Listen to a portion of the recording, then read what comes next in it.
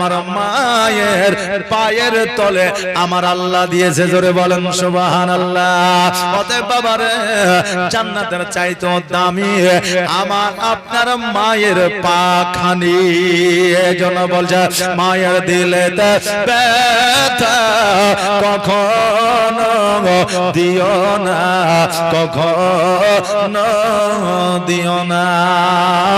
একবার সবাই আওয়াজ দিয়ে বলেন রব্বির হামহুমা, বলেন রব্বির হামহুমা কামা রব্বায়ানি সগীরা। আরো একবার বলেন রব্বির হামহুমা কামা রব্বায়ানা সগীরা। একবার আওয়াজ দিয়ে বলেন আমিন। বাপজি ভাইরা, ওগো আমার মায়েরা, আজকে রব্বির হামহুমা কামা রব্বায়ানা সগীরা যখন বলবো, সকলের পিতামাতার জন্য দোয়া হয়ে যাবে। আর রব্বির হামহুমা কামা রব্বায়ানি সগীরা আমার মায়ের জন্য দোয়া হবে। তবে শুধুমাত্র ইয়ানি সগীরা যদি আমি পড়ি, আমার মায়ের জন্য হবে। আপনার টাকা পয়সা নিয়ে আপনাকে আজকে প্রচার ও প্রসার করতে এসে আমার মায়ের জন্য দোয়া করে চলে যাব, ফ্রিতে আপনারা রাত কাটাবেন নাকি? হ্যাঁ। আর যখন বলবো ইয়ানা, তখন সবার ক্ষেত্রে, ইয়ানি মানে আমার ক্ষেত্রে এক বচন, ইয়ানা মানে বহু বচন, সবার ক্ষেত্রে সবার মায়ের জন্য দোয়া হয়ে গেল। এই রব্বির হামহুমা কামা রব্বায়ানি সগীরা শব্দের অর্থ হলো আল্লাহর কাছে বলে, আল্লাহ গো, শৈশবকালে যত্ন করে আমার মা নিজের কোলে যেমন ভাবে রেখেছিল, শান্ত ভাবে, সুস্থ ভাবে, কবরের মধ্যে আমার পিতা মাতাকে ওই রকম শান্তিতে রেখে দিও। জোরে বলেন আমিন। এই জন্য কবি বলছে মায়ের দিলেতে ব্যথা কখনো দিও না, কখনো দিও না। আর মায়ের দোয়া পাওয়া যাই গো,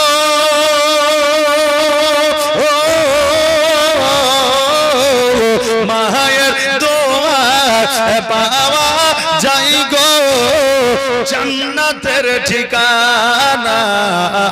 মায়ের দিলেতে ব্যথা কখনো দিও না, কখনো দিও না। দেখো দুঃখে দুঃখে রবে, আর ছেলের খুশির তরে মা মরতে রাজি হবে। জোরে বলেন সুবহানাল্লাহ। একটা আওয়াজ দিয়ে বলেন না সুবহানাল্লাহ। আচ্ছা, এখানে কার কার মা বেঁচে আছে একবার হাতটা উঠান তো দেখি। কার কার মা বেঁচে আছে হাতটা উঠান তো দেখি। জি, এগুলো রেকর্ডার আছে, আর কারণ নাই। একবারে সততার মাকে মহব্বত করে ভালোবেসে জিন্দেগিতে মাকে হয়তো মহব্বত করিয়েই কথাটা মাকে বলতে পারেন নাই, আজকে হাতটা উঠিয়ে প্রমাণ দেন যে আমি মাকে ভালোবাসি। কার কার মা আছে হাত উঠান তো। সুবহানাল্লাহ। আচ্ছা, হাত নামায়েন না, হাত নামায়েন না, হাত উঠিয়ে রাখেন। আচ্ছা, যাদের মা আছে কালকে মায়ের আঁচলটাকে মাথায় নেবেন। কি বুঝতে পারলেন? মায়ের আঁচলটাকে মাথায় নেবেন, আর মাথায় নামার পরে আপনার মনের কথা, যেটা বিপদ আপদ রোগ বালা যেটা আছে, মাকে খুলে বলবেন আর বলবেন মা আমার জন্য দোয়া করে দাও। কথা বুঝতে পারলেন? দোয়া করে দাও। কারণ 50,000 টাকা দিয়ে ভাড়া করে মৌলবি নিয়ে এসে দোয়া করাবেন, ওই দোয়া কবুল হইতেও পারে না হইতেও পারে, কোনো গ্যারান্টি নাই। কিন্তু মায়ের আঁচলটাকে মাথায় দিয়ে মাকে বলবে দোয়া করো, তো মা যদি একবার দোয়া করে দেয়, খোদার কসম করে বলে আল্লাহর দরবারে কারেন্টের মতো কবুল হয়ে যাবে, আর আপনার সকল বাধা বিপদ দূর হয়ে যাবে। জোরে বলেন আমিন। তো মায়ের চাইতে বড় মূল্যবান দোয়া পৃথিবীতে আর কারোর কাছে নাই। এই জন্য আপনার অভাব অনটন হইলে আলেমের কাছে যান, হুজুর একটা তাবিজ দেন। আপনি ডাক্তারের কাছে যান, বলে হুজুর আমাকে কিছু ওষুধ দেন, মাথা ঠিক নাই, মন ঠিক নাই। মায়ের কাছে যান, মা হচ্ছে সবচাইতে বড় ওষুধ। মা সবচাইতে বড় ওষুধ। মায়ের কাছে যাবেন, দোয়া চাইবেন, বলেন ইনশাআল্লাহ, বলেন ইনশাআল্লাহ। আর যাদের মা নাই, আগামী কাল বাদ দিয়ে পরশুদিন শুক্রবার, এই শুক্রবারের জুম্মার নামাজের পরে প্রত্যেকেই বাপ এবং মায়ের কবরটা জিয়ারত করবেন, বলেন ইনশাআল্লাহ, বলেন ইনশাআল্লাহ। করবেন তো? জি, যাবেন তো? সুবহানাল্লাহ। আচ্ছা, আপনাদেরকে আল্লাহ তাবারক তাআলা সহি এবং সঠিকভাবে থাকার, পিতামাতাকে ভালোবাসার, পিতামাতার কবর জিয়ারত করার জন্য তৌফিক ইনায়াত করে। সকলে বলেন আমিন। আরেকটু আওয়াজ দিয়ে বলেন সুম্মা আমিন। আচ্ছা, আপনারা কি রাগ করলেন? বললাম তো রাগ করলেন।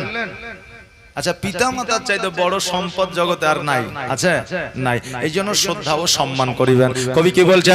দেখো তোকে দুঃখী নীরবে, আর ছেলের খুশির তরে মা মরতে রাজি হবে, আর জীবন দিলে শত হবে না,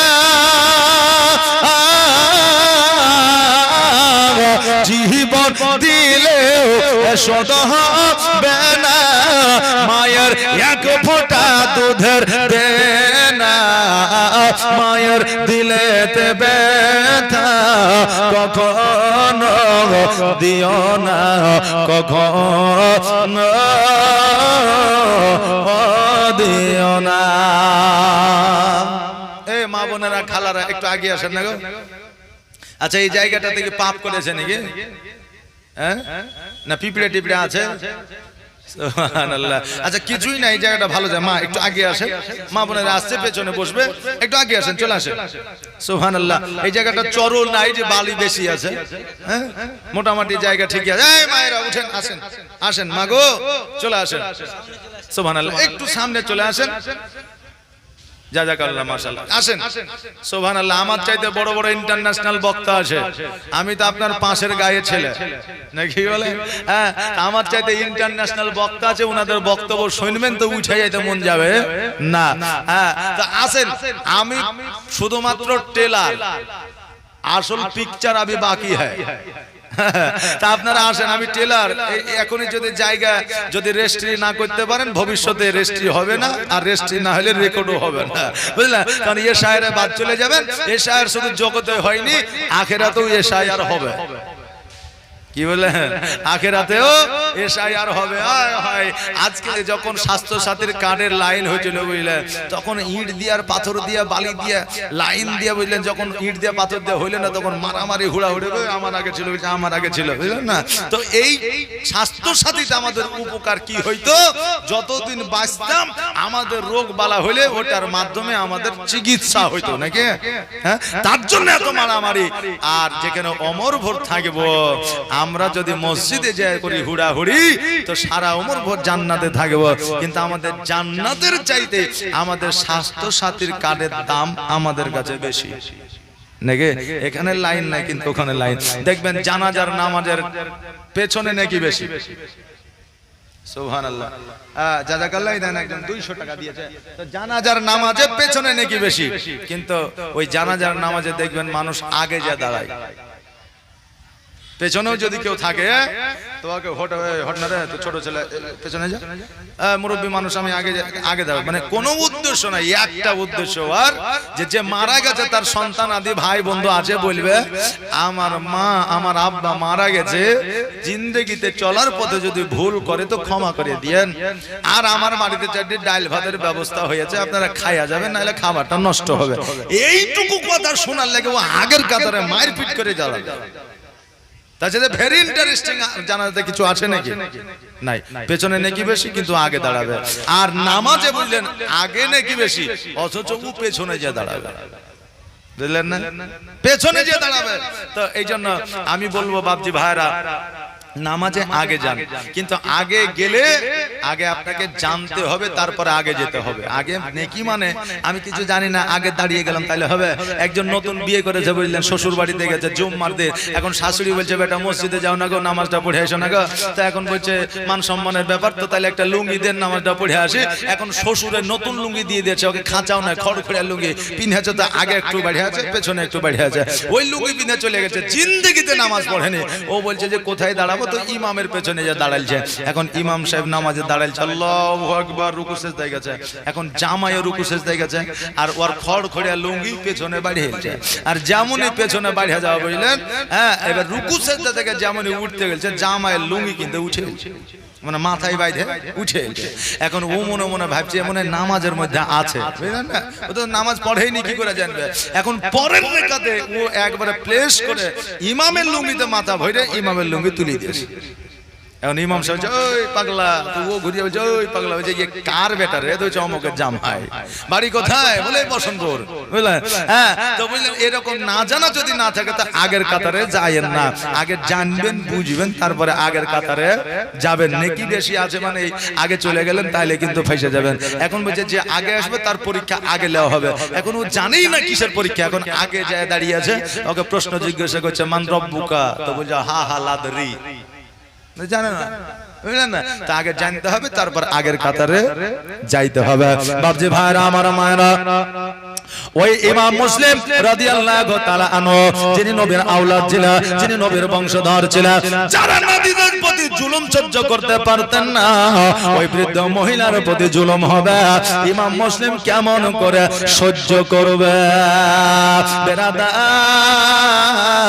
ইমাম মুসলিম রাদিয়াল্লাহু তাআলা আনহু তলোয়ারটা নিয়ে বাবা আঙ্গিনায় বার হয়ে এসেছে, আর ইমাম মুসলিম বলতেছে, রে এজিদের সৈন্যরা শোনা রে, আজকে এই মহিলাকে আঘাত করেছে, তোরা তো জাহান্নামে যাবি, যাবে, তার আগে আমি ইমাম মুসলিম আমার সঙ্গে একবার যুদ্ধ করে নে, আমি দুনিয়াতে তোদের জাহান্নামে পাঠাইয়া দিব।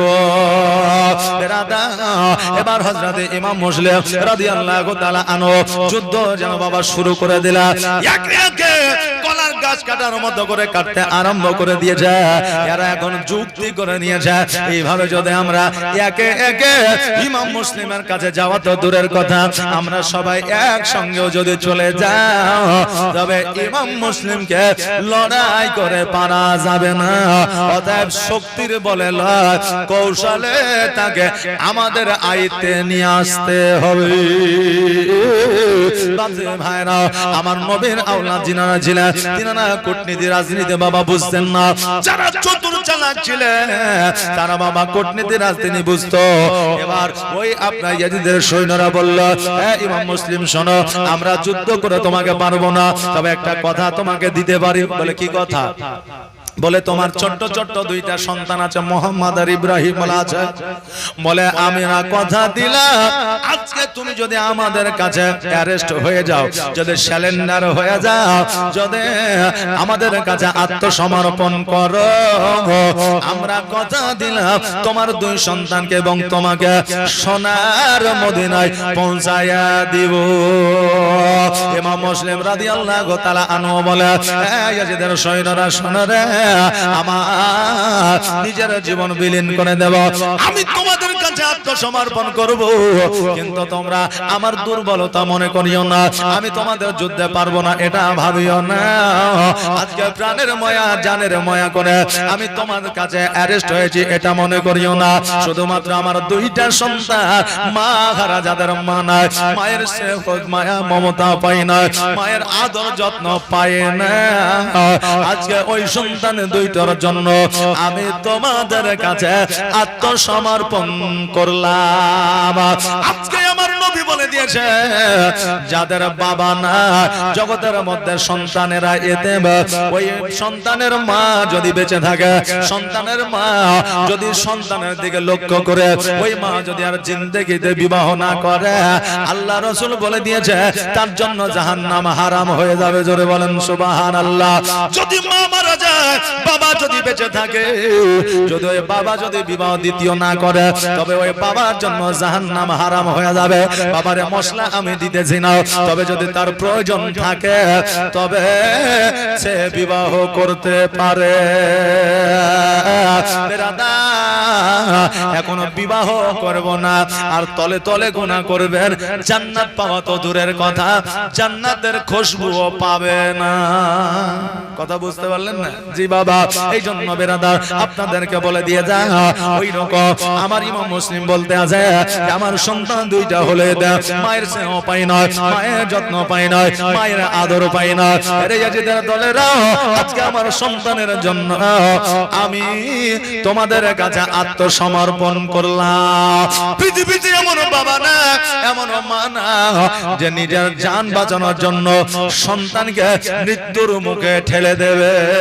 আচ্ছা, কয়েকদিন আগে কৃষ্টপুর রেল স্টেশনে সন্তান রেল লাইনের তলে পড়েছিল, সঙ্গে সঙ্গে বাবাও নেমে গিয়েছিল, সন্তান এবং বাবা দুইটাই বেঁচে ছিল। ফেসবুকে দেখেছেন? এই যে অনেকে দেখেননি, দেখেছেন দুইজনই বেঁচে ছিল, কিন্তু সন্তান পড়েছিল রেল লাইনের তলে। বাবার ঝাঁপ দেওয়ার কি দরকার ছিল? কারণ ওই সময়ে বাবার প্রাণের চাইতে সন্তানের প্রাণটার মূল্য প্রাধান্য বেশি দিয়েছিল। এই জন্য ইমাম মুসলিম বলে শুধুমাত্র আমার ইয়েতিম সন্তানের জন্য আমি তোমাদের কাছে আত্মসমর্পণ করলাম, নইলে তোমার বংশ কেন, তোমার গোটা দেশ আমাকে পরাজয় করতে পারতো না।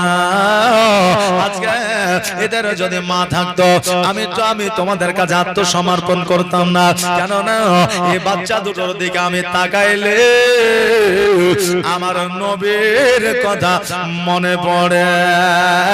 কারণ আমার বাচ্চা দুটো এতিম, আমার নবীও ছিলেন এতিম। জোরে বলে সুবহানাল্লাহ। যেন বলছে আমি এতিম হয়ে কাঁদি না কেন, তোমরা বলতে পারো আমি এতিম হয়ে কাঁদি না কেন, তোমরা বলতে পারো এতিম ছিলেন আমার নবী, এতিম আমিও। নেই বাবা মা আমার, নেই যে বাড়ি ঘর, নেই বাবা মা আমার, নেই যে বাড়ি ঘর, আমার মতো কপাল পোড়া নেই তো ভবে, তবু মনে নিয়ে যন্ত্রণা, তবু মনে নিয়ে সান্ত্বনা কাটাই দিনেরা, তবু মনে নিয়ে সান্ত্বনা কাটাই দিনেরা। এতিম ছিলেন আমার নবী হযরত মুহাম্মদ, এতিম ছিলেন আমার নবী হযরত মুহাম্মদ।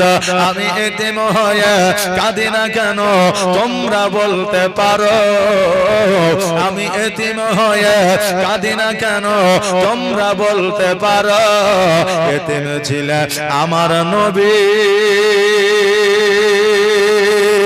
এতিম আমিও।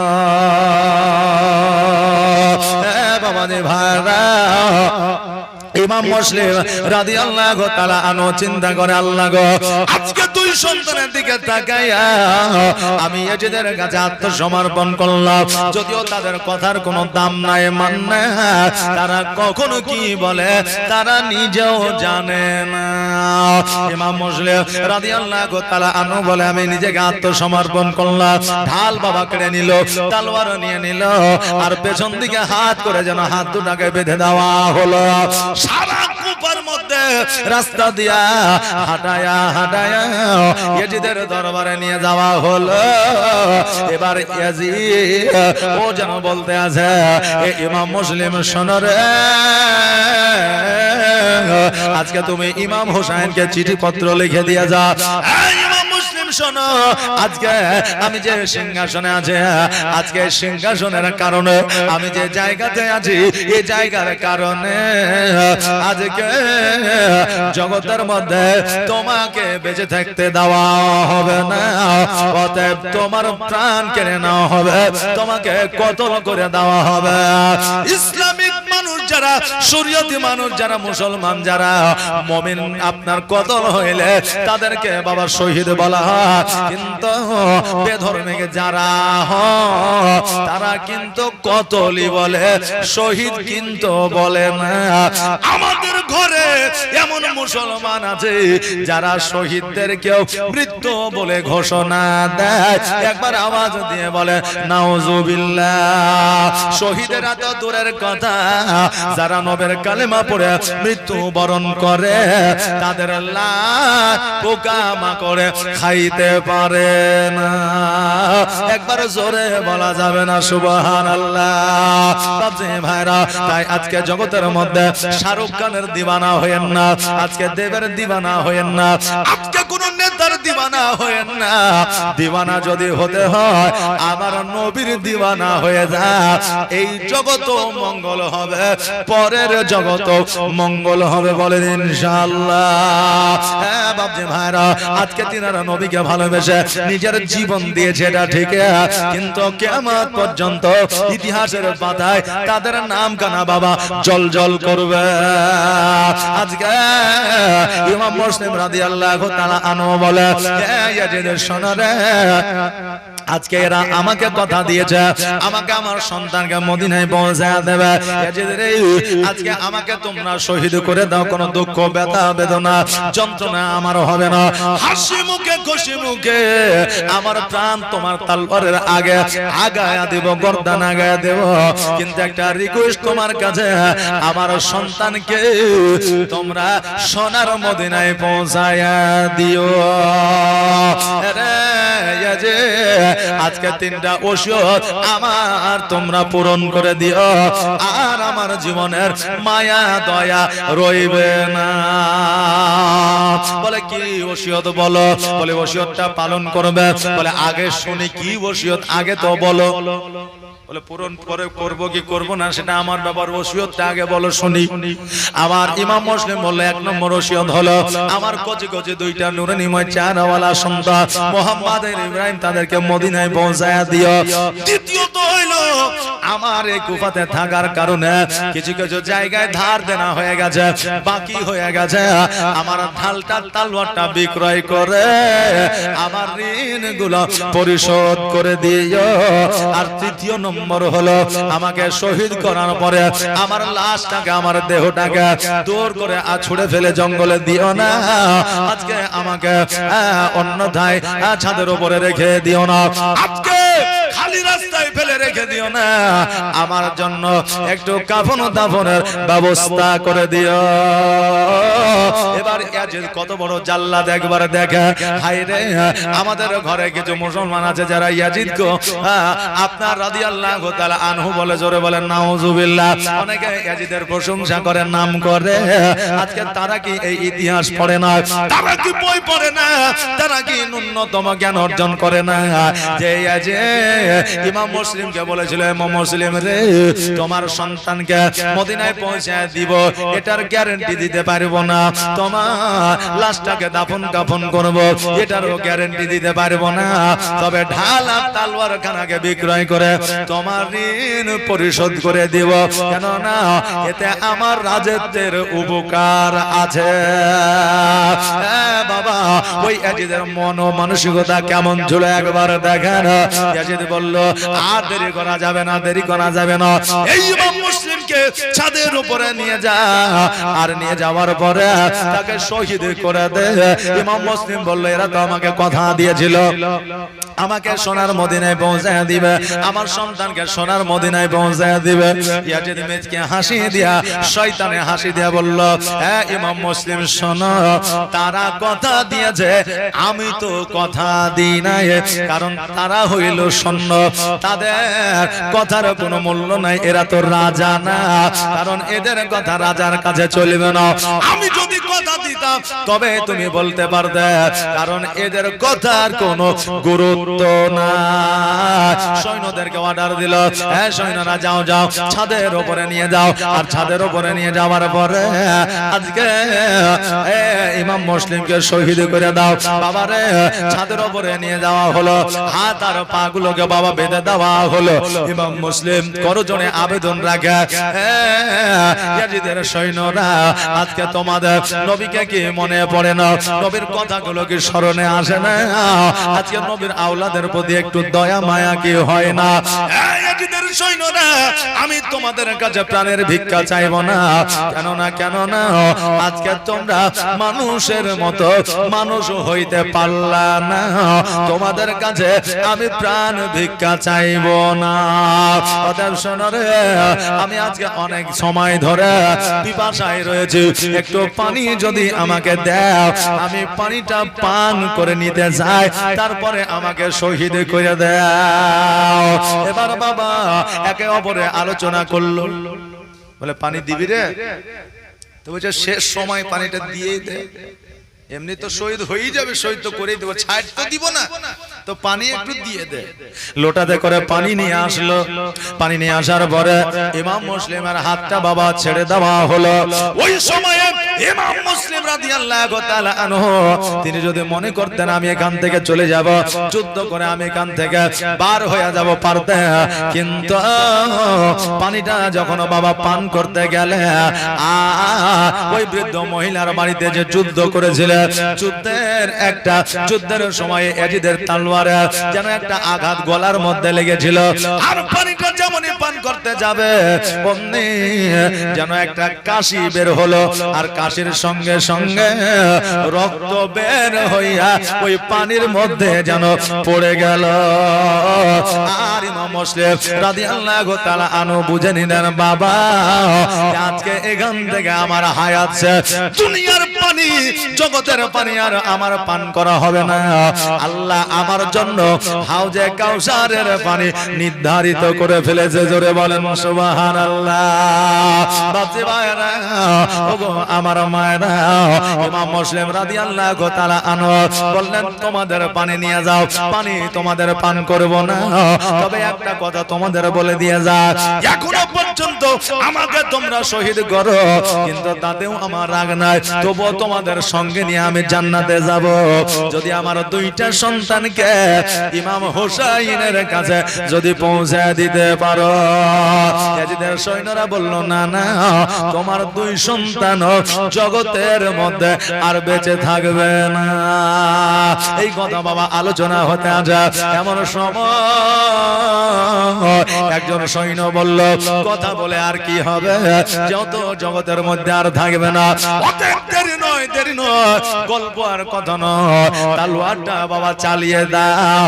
যেমন এই কথা বলেছে অমনি একজন সৈন্য ইমাম মুসলিম রাদিয়াল্লাহু তাআলা আনহু গলার মধ্যে যেন বাবা ছুরিটা চালিয়ে দিয়েছে, আর যেমন চালিয়ে দেওয়ারে বাবা ধর থেকে মাথাটা যেন আলাদা হইয়া ছাদের উপর থেকে মাথাটা যেন ছাদের নিচে পড়েছে। ইমাম মুসলিম রাদিয়াল্লাহু তাআলা আনহু দুই চোখের পানি ছেড়ে দিয়ে বলে, ভাই হোসাইন রে, আজকে আমি কুফার খবরটা পরিপূর্ণ ভাবে না লইয়া আমি আজকে তোমাকে মদিনায় চিঠি পাঠিয়ে দিয়েছি, তবে গায়েবী আওয়াজ যদি তুমি পেয়ে যাও কুফাতে আর আসিও না। তুই চোখের পানি ছেড়ে দিয়ে কান্দা। এখন আমার আপনার প্রশ্ন হইতে পারে, ধর থেকে মাথাটা আলাদা হয়ে গেল, তবুও কথা বলে, তবুও চোখ দিয়ে পানি ঝরে, কারণটাকে কেন না আল্লাহর ওয়াস্তে জিনারা গর্দান দিয়ে দেয়, আল্লাহর ওয়াস্তে জিনারা প্রাণ দিয়ে দেয়, আল্লাহর ওয়াস্তে জিনারা বাবা শহীদ হয়ে যায়, তারা কখনোই বাবা মরে না। জীবনের বন্দে কালে আজরাইল আসিয়া সোনার জীবন যাবে রে লইয়া, এত যতনে যারে তুমি ঘরেতে রাখিলে, আর যাহার লাগি দুঃখ কষ্ট কতই না সহিলে আর আজ তোমার ফাঁকি দিয়া গেল রে উড়িয়া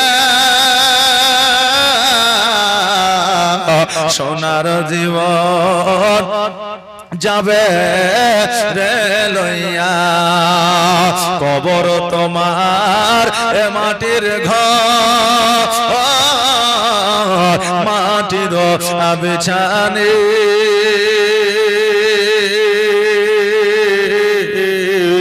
চতুর্দিকে মাটি তোমার বাঁশের ছাউনি কবর তোমার মাটির ঘর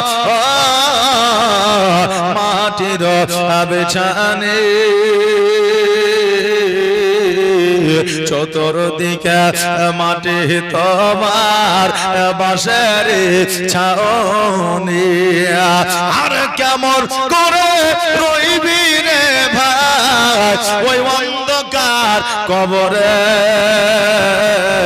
সোনার জীবন যাবে রে লইয়া বাপরে ভাইরা আমার ভাইরা ইমাম মুসলিম রাদিয়াল্লাহু তাআলা আনহু দুই চোখের পানি ঝরাইতে ঝরাইতে ইহ জগৎ ছেড়ে যেন পর জগৎ গমন করলে একবার আওয়াজ দিয়ে বলেন ইন্না লিল্লাহি ওয়া ইন্না ইলাইহি রাজিউন এইদিকে কাজী শারির বাড়িতে ইয়া হযরত মুহাম্মদ আর হযরত ইব্রাহিম ইমাম মুসলিমের দুই সন্তান বাবা ঘুমায়ছিল আর যেমন ঘুমায় থাকতে থাকতে রে বাবা দুই ভাই হঠাৎ করে চমকে উঠে একে অপরকে দুই ভাবে জড়াইয়া ধরে হাও মাও করে যেন কাঁদতে লাগলো কাজী সারে চড়তে চড়তে আসিয়া সন্তানদের মুখে হাত দিল বাবা চুপে যাও চুপে যাও তোমাদের আওয়াজ যদি কাফেরেরা পেয়ে যায়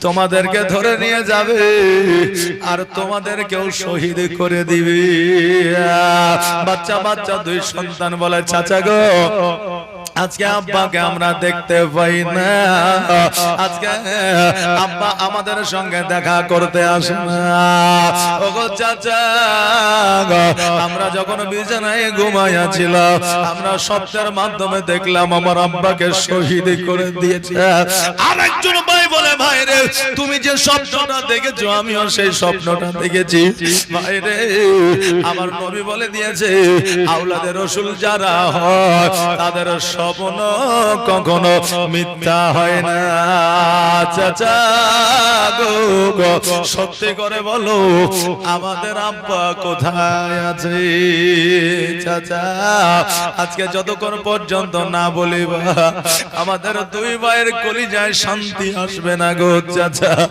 আমরা শান্তি পাইব না মদিনা মদিনা করে আমার আব্বা কতই না ইমাম হোসেনকে বাঁচানোর কারণে আজকে সারা কুফার মধ্যে ঘুরে যায় কুফা থেকে বার হইতে পারে নাই আমাদেরকে বার করতে পারে না ওগো চাচা একবার বলে দাও আমার আব্বা কোথায় আছে কাজী শারির বলে বাবা তোমরা চিন্তা করিও না তোমাদের আব্বা আসবে বাবারে আজকে কাজী শারির চিন্তা করিল আজকে বাচ্চা দুটোকে যদি সত্য কথা বলে দেয় তারা হাউমাউ করে কান্না করবে আর কাফেরের লোকেরা ইয়াজিদের লোকেরা কান পেতে আছে খবর যদি পায় বাচ্চা দুটোকে ধরে নিয়ে যাবে এই জন্য কাজী শারির যেন কথাটা বলল না এখন কাজী শারির মনে মনে চিন্তা করে ইমাম মুসলিমকে শহীদ করে দিয়েছে এই বাচ্চা দুটোকে আর রাখবে না তবে কুফাতে আর রাখা যাবে না সুন্দর করে গোসল বানিয়ে দিয়েছে খাবার অনেক রকমের যেন বাবা খাবার রেখেছে কুরবানি ছাগলকে যেমন আমরা খাবার খাওয়ায় গোসল বানিয়ে দিই আমরা যেন মালা পরাইয়া দিই ওই রকম বাচ্চা দুটোকে নতুন পোশাক দিয়েছে যেহেতু কুফা থেকে মদিনায় পাঠাইয়া দিবে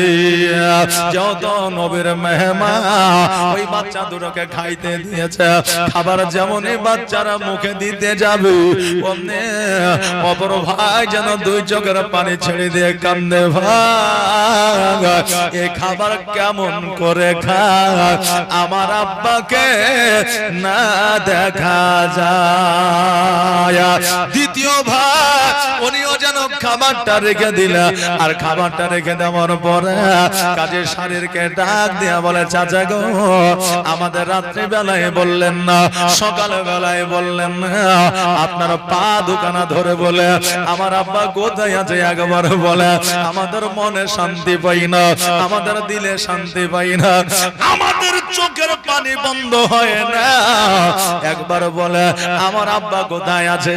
কাজে শারীর বলল, বাবারে আজকে তোমাদের যে মান সম্মান সারা পৃথিবীর মানুষ দিতে পারবে না, অতএব আমার পদধূলি তোমাকে নিতে হবে না, আজকে তোমাকে সত্য কথা না বলে আমি থাকতে পারলাম না। বাবা আজকে তোমাদের সত্য কথা আমি বলে দিয়ে যাই, আজকে থেকে কিয়ামত পর্যন্ত তোমার বাবা আর তোমাদের কোলে নেবে না, ইব্রাহিম মোহাম্মদ বলে খোঁজ নেবে না। আজকে তোমরা খেয়েছো না খাও নাই এই কথা শোনার জন্য তোমার আব্বা আসবে না, আজকে তোমার আব্বা তোমাদের কোলে নিয়ে কপালে চুম্বন করবে না। বাবা রে তোমার বাবা জগতের মধ্যে না ওই ইয়াজিদের দলেরা শহীদ করে দিয়েছে। যেমন এই কথা বলা বাচ্চা দুটো আব্বা আব্বা বলে কান্না শুরু করে দিয়েছে। বাবারে এমন কোন সন্তান জগতের মধ্যে আছে বাবার মৃত্যুর খবর শুনে তার চোখে পানি আসবে না, আর বাড়ির পাশে বাবার কবর তবু দেখা হয় না।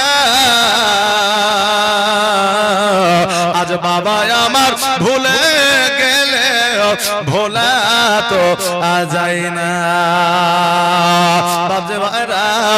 ওই দুই সন্তান হাউমাউ করে কাঁদে, কাজী শারীর যেন তাদেরকে বুকে নিয়ে বলে, বাবা কাঁদিও না, কারণ তোমাদের কান্না যদি শুনে না তবে ইয়াজিদের দলের লোকেরা তোমাদেরকে ছাড়বে না। ওই কাজী শারীর তাদেরকে খাওয়ায়া দাওয়ায়া সুন্দর করে বুঝায়া রাস্তা যেন বুঝা দিল, বলে এখান থেকে টানা পশ্চিম দিকে রওনা হয়ে যাবে। ওই জায়গাটা তোমরা সারা রাত যদি যাও তবে তোমরা সোনার মদিনায় পৌঁছে যাবে। এখন কথা হলো দায়িত্বটা দিয়েছিল কাজী শারীরকে, কিন্তু আবার কাজী শারীর তার সন্তানকে দায়িত্বটা দিয়েছিল। কথা বুঝতে পারলেন?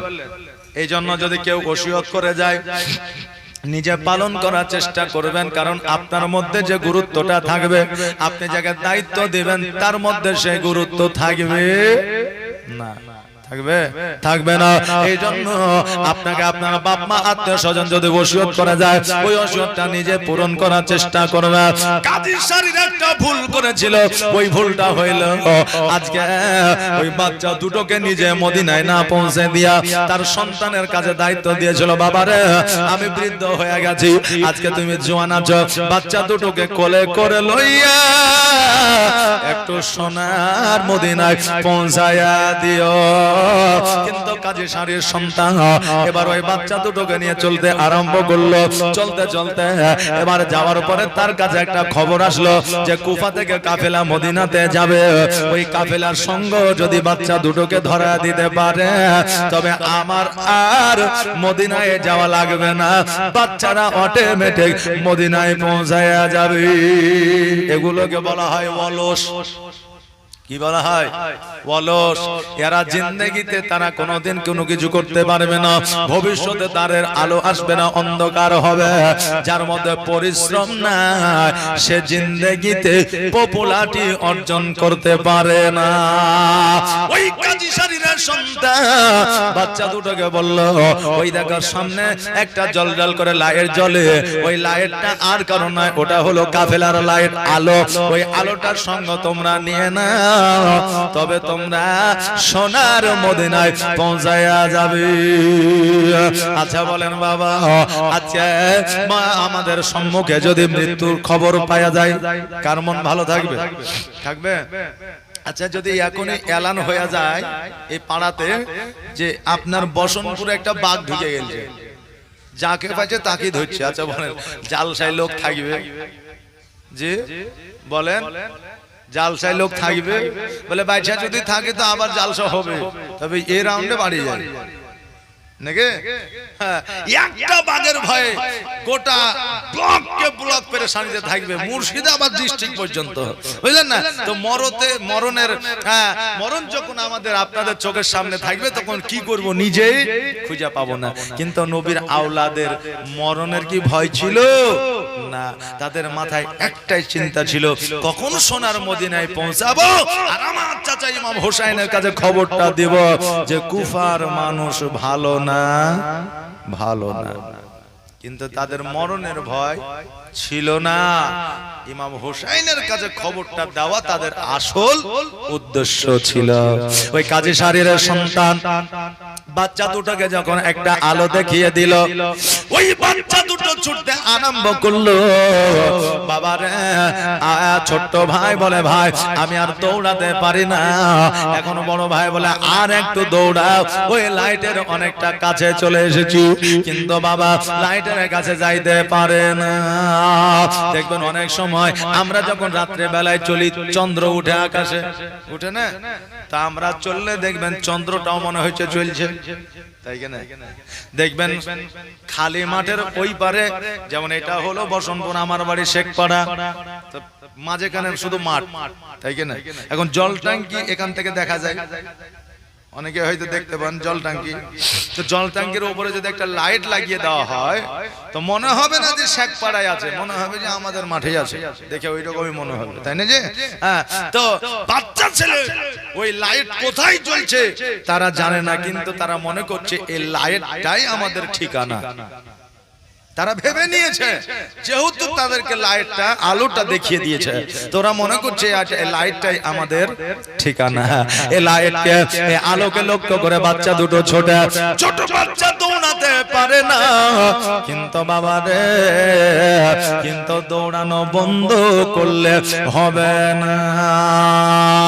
বাবা যে ভাইরা আমার এইভাবে সারা রাত দৌড়া, কিন্তু তারা মনে করছে আমরা আর একটু হলে মদিনায় পৌঁছে যাব। কিন্তু তারা বাচ্চা ছেলে, 6 বছর আর 7 বছরের সন্তান, ধাপটা বাবা কত বড় হবে, কত বড় হবে। আমি যদি এখান থেকে রোডের উপরে 1 মিনিটে যাই, তবে বাচ্চাদের লাগবে 17 মিনিট, লাগবে না? আমি যদি এখান থেকে ভগবান গোলা যদি হেঁটে যাই 1 ঘন্টায় যাব। একটা বাচ্চা ছেলেকে যদি পাঠানো হয় তবে এই বাচ্চাটা 10 ঘন্টায় যাবে, কারণ আপনার ধাপ আর 3টা ধাপ সমান, তাই কি না? হ্যাঁ, 3টা ধাপ সমান। ওই বাচ্চা মনে করেন একটু হইলে আলোর কাছে যাব, মদিনায় পৌঁছে যাব। কিন্তু বাবা 1 কিলোমিটারই যাইতে পারে না। এইদিকে মসজিদে আজান বাবা শুরু হয়ে যায়, আল্লাহু আকবার, আল্লাহু আকবার, আল্লাহু আকবার,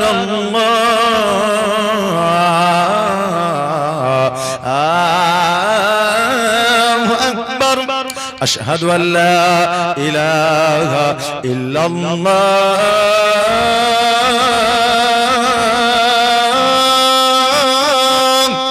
আশহাদু আল্লা ইলাহা ইল্লাল্লাহ,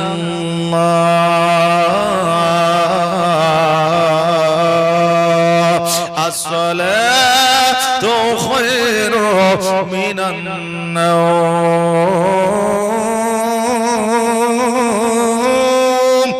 আসসালাতু খায়রু মিনান নাওম, আল্লাহু আকবার, আল্লাহু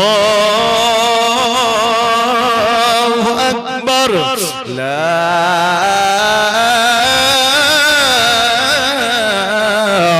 ইলাহা ইল্লাল্লাহ। সমাপ্ত হইল। ভাই বলতে যে ভাই আজান শেষ হয়ে গেল, এবার সকাল হতে চলেছে, এবার মানুষ আমাদেরকে দেখতে পাবে। কারণ আজানের পরে জামাত হয়ে গেলে দেখবেন দূর থেকে মানুষ দেখালে বোঝা যায় না, যায় না, দেখলে বোঝা যায়। আজানটা বা পূর্ণাঙ্গ দিলাম না, পুরোপুরি দিলাম না, কেন? যে আজানটা যদি পুরোপুরি দিতাম তো অনেক বুড়া মানুষরা যে এখন বিছানা লিয়েছে, ঠান্ডা দিন আবার আজকে বুঝলেন না, 2 দিন 3 দিন গরমে ঘুম হয়নি, আজকে একটু তৃপ্তিদায়ক ভাবে ঘুম মারবে। আর যখন আসলা তো খায়রো মিনার নাম শুনেছে চট করে উঠে যাবে, বাপরে এখনই ঘুমালাম, ফজর হয়ে গেল, উজু করে বসে থাকবে, এদিকে ফজরের ওয়াক্তি আসছে না। হ্যাঁ, সকালবেলা বলে তোরা আচ্ছা মলবিলি হয়েছিল রে, 9টার সময় দিয়ে ফজরের আজান। হ্যাঁ, এই জন্য বাবা পূর্ণাঙ্গ আজান দেওয়া যাবে না। হ্যাঁ, এই জন্য আপনাদেরকে একটু বোঝানোর জন্য আজানটা একটু তুলে ধরলাম। বাচ্চা বলে ভাই রে আজকে সম্মুখে আমরা আর যাব না, আমরা সম্মুখে গেলে আমাদের মানুষ দেখতে পাবে। ইয়াজিদের লোকের তুলে যদি আমাদের দেখতে পায় আমাদেরকে পুনরায় ধরে পাকড়াও করে নিয়ে যাবে। বড় ভাই বলতেছে ভাই একটু দাঁড়াও, আমরা দৌড়াতে দৌড়াতে কত দূর আসলাম, একবার একটা মানুষকে জিজ্ঞাসা করতে হবে, কেন চিহ্নিত তো করতে হবে যে আমরা কত দূর আসলাম আর মদিনা যেতে কতক্ষণ লাগবে, চিহ্নিত আমাদের করতে হবে, বুঝলেন? তো এই চিহ্নিত করার জন্য দাঁড়িয়ে আছে একজন মুরব্বী, চলে আসছে, বলে চাচা আচ্ছা এই জায়গাটা কোন জায়গা একটু বলতে পারবে? তো যে তোমরা কোথা থেকে আসছো? বাচ্চা ছেলে, তোমাদের মা নাই, বাপ নাই, আত্মীয় নাই, স্বজন নাই, ছোট ছেলে, তোমরা হারিয়ে যাবে না, কোথা থেকে আসছো? সে কিন্তু জানে না যেটা নবীর আওলাদ। আর ওরা পরিচয় যদি দিয়ে দেয় তো আবার নিজেদের কাছে যদি পৌঁছে দেয় এই ভয়ও আছে, কথা বললেন? তাই জন্য বলছে যে চাচা আমরা মদিনায় যাব, তো আমাদের মদিনা যাইতে আর কতক্ষণ লাগবে? তো বলছে খেপার পেটের খেপা নাকি তোমরা, তোমরা এখন কুফাতি আছো, এখন ওই মদিনা যাইতে অনেক সময় লাগবে, অতএব মদিনার দিকে আগে হাঁটো, তারপরে মদিনার কথা বুঝলো। জি, এখন আমি আরবে যাব, এখন আমি বসন্তপুরে বাড়ি, বসন্তপুরে আছি, দিয়ে আমি কারো কাছে গল্প করছি যে আমি আরবে যাব, যাইতে কতক্ষণ লাগবে? তো বলে পাগলা, আগে পাসপোর্ট ভিসা কর, তারপরে পুলিশ নাকি? হ্যাঁ, তো ও তো আর আসল ঘটনা ইতিহাস তো জানে না। তো তোমরা এখনো কুফাতেই আছো, মদিনা বহু দূর। কত দূর? অনেক দূর। ছোট ভাই বলছে ভাই আমাদের মদিনায় মনে হয় আর যাওয়া হবে না। বড় ভাই 2 চোখের পানি ছেড়ে দিয়ে বলে ভাই এইরকম কথা কেন বলো? ছোট ভাই তুমি এই কথা কেন বলতে আছো, একবার বলো। বড় ভাই বলে ভাই রে তোমার জবান থেকে এই কথা কেন বার হয়? ছোট ভাই বলে ভাই গো আমরা সারা রাত মদিনার দিকে দৌড়ালাম, আমরা মদিনায় পৌঁছানো তো দূরের কথা, মদিনার রাস্তা খুঁজে পাইলাম না। আমি এখান থেকে বুঝতে পারি, জানতে পারি আমার মদিনায় হয়তো আর যাওয়া হবে না। কত বড় আশা থাকিলে রে বাবা মদিনার দিকে রওনা হওয়া যায়। আমার নৌকার মাঝে পার করে দে, হেলা করিস না, যাব আমি জিয়ারতে সোনার মদিনা। ভালো লাগছে? শুনবেন? শুনবেন কি না? যদি শুনেন তো মা আলাইনা বললাম না, বললাম। হ্যাঁ সুবহানাল্লাহ। এই মা বোনেরা আপনারা আগে আসেন তো, এই খালি জায়গাটা পূরণ করেন। যদি শুনতে চান আগে আসেন। জি আসেন, চলে আসেন, আসেন। এই বহিন আসো, চলে আসো, আসো, অসুবিধা নাই, আমি গায়ের এই দেশেরই ছেলে। এই বাইরে যখন আসবে তখন আবার পেছনে চলে যাও, টেনশন নাই। আসো নাকি বলে? সুবহানাল্লাহ। আসো মা বোনেরা একটু আগে আসেন, পেছনে জায়গা করে দেন, যেহেতু জায়গা দরকার আছে, প্রয়োজন আছে। আমার মা বোনদের একটু জায়গা করে দিতে হবে। কমিটির ছেলেদের বলবো মা বোনদের দিকে একটু লক্ষ্য রাখবেন। সুবহানাল্লাহ। ও মাঝি নৌকা ছেড়ে দে, ও মাঝি পাল তুলে দে, আরে হেলা করিস না, আর ছেড়ে দে নৌকা মাঝি যাব মদিনা আমি দেখব মদিনা আমি যাইব মদিনা মক্কায় নবী এলো মা আমিনার ঘরে হাসিলে হাজার মানি কাঁদিলে মুক্তা ঝরে জোরে বলা যাবে না সুবহানাল্লাহ আর আওয়াজ দিয়ে বলা যাবে না সুবহানাল্লাহ মক্কায় নবী এলো মা আমিনার ঘরে হাসিলে হাজার মানি কাঁদিলে মুক্তা ঝরে আর দয়ার নবী যার সহায় আর দয়ার নবী যার সহায় তার কিসের ভাবনা ছেড়ে দে নৌকা মাঝি যাব মদিনা আমি দেখব মদিনা আমি যাইব মদিনা আমি যাইব মদিনা আমি দেখব মদিনা এখন এইরকম গজলগুলো যখন বলি অনেক নিউ জেনারেশনের ছেলেরা যারা বলে হুজুর গজলগুলো অনেকদিন শুনেছি কিন্তু এখনো ওই গজলগুলো শুনতে পাই তার মানে কি বলে অন্য নতুনত্ব কিছু গজল চাই বুঝলেন না তো নবীর শানে নাত গজল যখনই পড়ি তখনই আমাদের নতুন লাগে তোমার চাইতে আমার কাছে পুরনো হওয়া দরকার ছিল কিন্তু আমার কাছেই যখনই গাই তখনই ভালো লাগে এখনকার ছেলেরা এখনকার মেয়েরা জালসার মধ্যে অনেক সময় কিছু বাউল গান আর কিছু আপনার ফকিরি গান চয়েস করছে বুঝলেন না পছন্দ করছে যদি বলতো নাকি বলেন সুবহানাল্লাহ তবে বাবা সমাজ পরিবর্তনের কারণে যদি কেউ বলে থাকে তবে বলা যাবে তবে সেই জায়গাতে যেন কোন রকম ভাবে বেয়াদবি না থাকে আজকে আপনাদের বলে দিয়ে যায় দুই ভাই আলোচনা করছে মদিনায় মনে হয় দাওয়া হবে না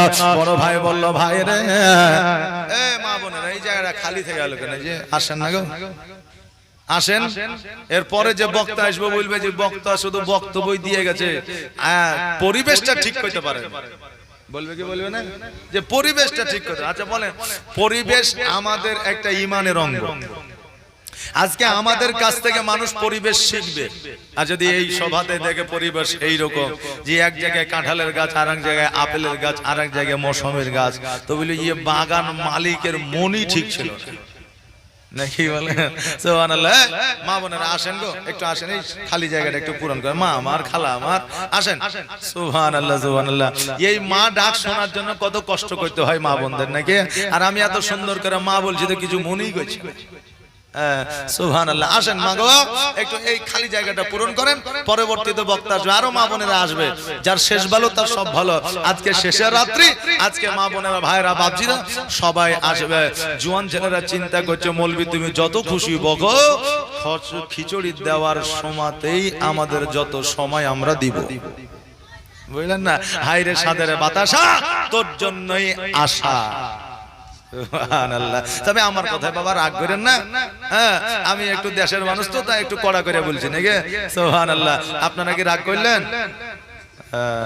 জাযাকাল্লাহ মাশাআল্লাহ মানুষ আমাদের এলাকার আসলেই ভালো মানুষ আমাদের ভগবান গলার মতো শান্তি শৃঙ্খলা বজায় রেখে জীবন যাপন করে এইরকম কোন পশ্চিম বাংলায় জায়গা নাই কারণ আমরাও চলাফেরা করি পশ্চিম বাংলায় বর্ধমান বাঁকুড়া 24 পরগনা লক্ষ্মীকান্তপুর এইদিকে হচ্ছে মালদা শিলিগুড়ি ইসলামপুর দার্জিলিং আসাম ত্রিপুরা সমস্ত জায়গায় মোটামুটি অলরেডি আমার ঘোরা হয়ে গেছে তবে আমি লক্ষ্য করে দেখেছি আমাদের এই ভগবানগুলোর মতো শান্তশিষ্ট জায়গা আর কোথাও পাওয়া যায় না কিন্তু আমরা একটা জায়গায় খুব ফেমাস যেটা অন্য জায়গায় হয় না আমরা বেশিরভাগই মুরগি আর ছাগল নিয়ে মারামারি করি আমরা এলাকায় বেশিরভাগই ছাগল আর মুরগি ঝগড়া লাগে কি ব্যাপার ওর ছাগল ধান খাই নিয়েছে এই ঝগড়া লাগে কি ব্যাপার বলছে ওর মুরগি ডিম পাড়িতেও ভুল করে ওর বাড়িতে ডিম পাড়িয়ে দিয়ে কথা বললেন এই সামান্য জিনিস নিয়ে আমাদের মধ্যে হয় আল্লাহ যেন সকলকে সুস্থ ভালো রাখে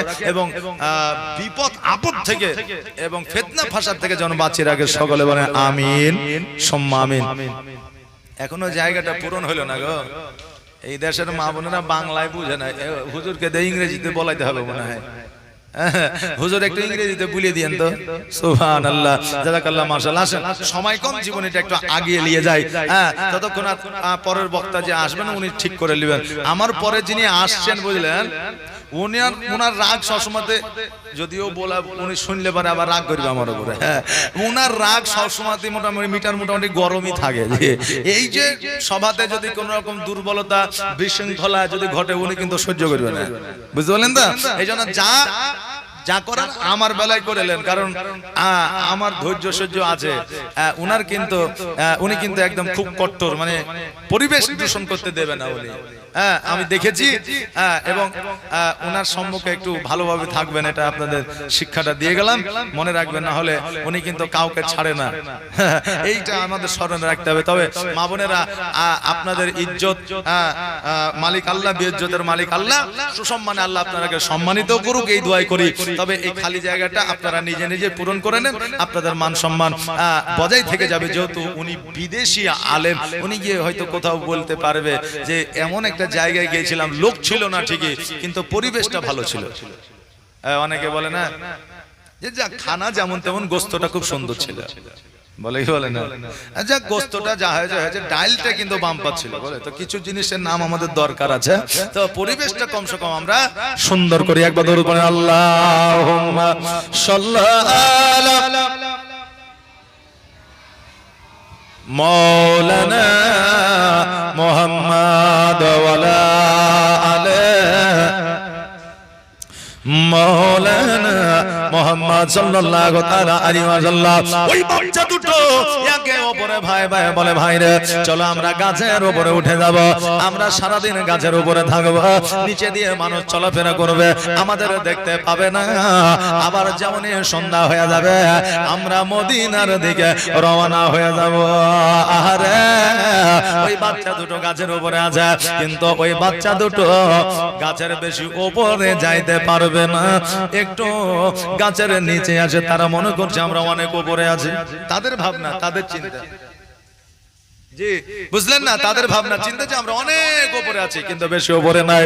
বেরাদার, একজন মা একজন কন্যা পুকুরে পানি নেওয়ার জন্য এসেছে, যেমন বাবা লোটাতে পানি নিতে যাবে, ওই বাচ্চা দুটো গাছের উপরে বসে আছে, পানির মধ্যে আয়নার মতো জলজল করে ওই বাচ্চা দুটোর চেহারা দেখা যাচ্ছে। বাচ্চা দুটোকে লইয়া যেন বাবা এবার বাড়ির দিকে নিয়ে যাবে, চিন্তা আছে। বাচ্চা দুটোর দিকে তাকায়া দেখছে, এবার এক ভাই অপর ভাইকে জড়াইয়া ধরেছে, বলে ভাই আমাদের আর কোন রকমের ছাড় না। মহিলা বলছে, বাবা নিচে আসো, তোমরা কে গো? এত সুন্দর চেহারা নিয়ে তোমরা গাছের উপরে বসে আছো। বাচ্চা দুটো বলে, মা গো আমরা বাপ আর মা হারা দুই সন্তান মদিনা থেকে কুফায় এসেছিলাম, আমার আব্বাকে শহীদ করে দিয়েছে, আমাদেরকে শহীদ করার জন্য খুঁজতেছে। তবে মা কাগজে মিনতি করে বলে আমাদের দুই ভাইকে ইয়াজিদের হাতে উঠাইয়া দিও না। ওই মহিলা বলে, আমিও নবী প্রেমিক, আজকে তোমাদেরকে আমি নিয়ে গিয়ে বাড়িতে রাখবো লুকাইয়া, এই জায়গায় যদি তোমরা থাকো তবে তোমাদের প্রতি জুলুম হবে, ইয়াজিদের কাছে পৌঁছায় দিবে। তবে বাবা আমার বাড়িতে সেফ থাকবে, আমার বাড়িতে তোমরা সুস্থ থাকবে, চলো।